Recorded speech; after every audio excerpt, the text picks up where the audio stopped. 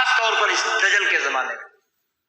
اب کہتے ہیں جی امریکہ ہماری حکومتیں کب بدلتا رہا، کب اس نے سرکاری خط لکھا ہے، خط لکھا یا نہیں لکھا؟ بحث یہ ہے کہ پچھلے 75 سال میں اس 30 سال سے پہلے کے تمام معاملات کے بارے میں اس کی اپنی رپورٹ ہے، اس کے اپنے خفیہ کاغذات بتلاتے ہیں کہ اس نے مداخلت کی، حکومتوں کو بدلا ہے۔ تو کیا ان تمام اشاروں اور کنایوں اور چیزوں کو سامنے رکھ کر تجزیہ کیا جائے گا؟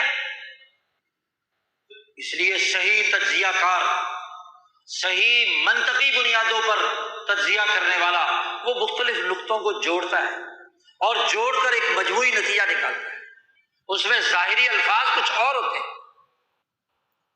اب ظاہری طور پر تو امریکہ انکار کر رہا نہیں کہ ہم نے تو کوئی مداخلت نہیں کی، سرکاری پیغام بھی دے دیا، تو کیا پیغام دینے سے مسئلہ حل ہو جائے گا؟ تو ایک فقیہ اور سمجھدار آدمی اس ظاہری بیان بازی کو نہیں دیکھتا، بلکہ ان حقائق کو دیکھتا ہے، ان ڈاٹس کو کنیکٹ کرتا ہے، ان چیزوں کو جوڑتا ہے، اس سے نتیجے تک پہنچتا ہے۔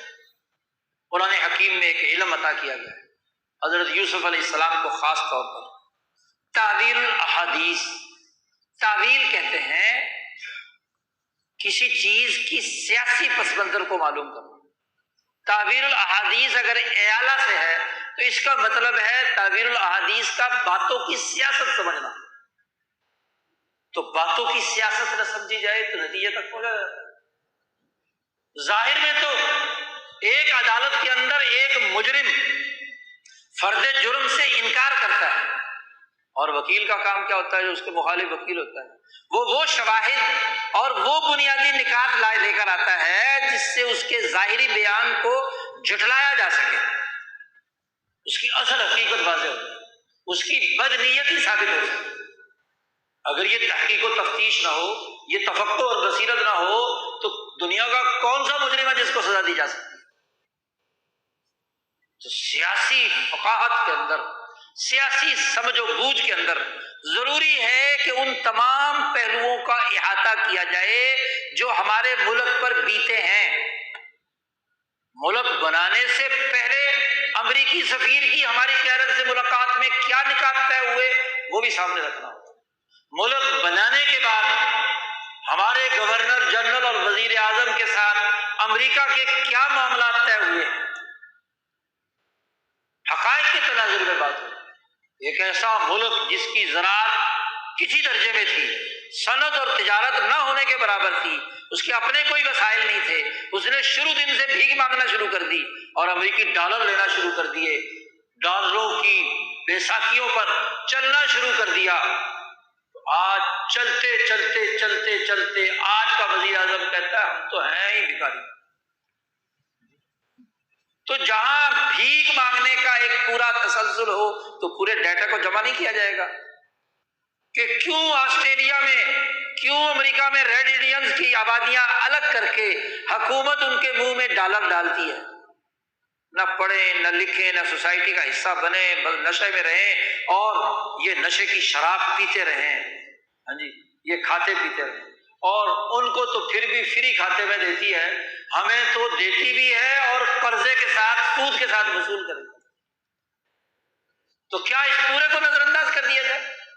ہر اہم مرحلے پر امریکہ کی سیاسی مداخلت کا 75 سالہ ریکارڈ موجود ہے۔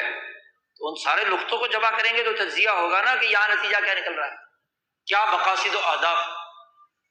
رمضان المبارک کا مہینہ سیاسی فقاہت اور شعور کا مہینہ ہے، اس علم سیاست اور خلافت کو سمجھنے کا مہینہ ہے جو محمد مصطفیٰ صلی اللہ علیہ وسلم نے اور خلفائے راشدین نے اور ان کے بعد مسلمان حکمرانوں نے دنیا میں قائم کیا تھا۔ جو سیاسی نظام بنایا، معاشی نظام بنایا، اس حوالے سے جہالت دور کرنے کا مہینہ، اور اس جہالت کو بھی دور کرنے کا مہینہ ہے جو جاہلیت کی صورت میں 250 سال برطانوی سامراج نے تسلط کے ذریعے سے ہمارے دماغوں میں منتقل کی۔ ہماری تاریخ مسخ کی، ہماری تعلیم مسخ کی، ہماری عدلیہ مسخ کی، ہماری سیاست مسخ کی، ہمارا انتظامی ڈھانچہ تباہ و برباد ملٹریزم تباہ و برباد کیا، یہ جو خرابیاں پیدا کی، اس جہالت سے چھٹکارا حاصل کرنا تھا۔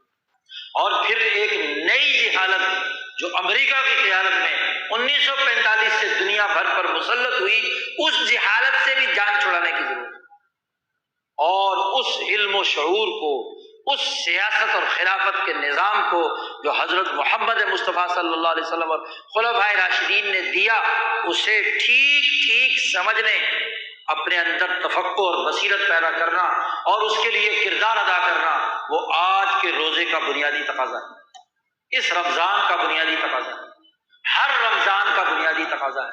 ہر آنے والے رمضان میں ہمارا یہ شعور بلند ہونا چاہیے، ہمارا مطالعہ وسیع ہونا چاہیے، ہمارا علم وسیع ہونا چاہیے، اور نبی اکرم صلی اللہ علیہ وسلم سے بڑھ کر دنیا میں کون عالم ہوگا؟ نبی اکرم صلی اللہ علیہ وسلم سے اللہ نے کہا کہ قل ربی زدنی علم، اے محمد صلی اللہ علیہ وسلم اللہ سے کہہ دیجیے کہ میرے علم میں مزید اضافہ کرو۔ نبوت سے بڑھ کر کوئی علم ہے، اور وہ بھی نبی الانبیاء اور حضرت محمد مصطفیٰ سید الانبیاء کو آپ سے کہا جا رہا ہے کہ آپ اللہ سے دعا کریں ربی زدنی علم۔ تو ہم جیسے جاہلوں کو کیوں یہ دعا نہیں مانگنی، جن کے پاس ناقص اور ادھورا علم؟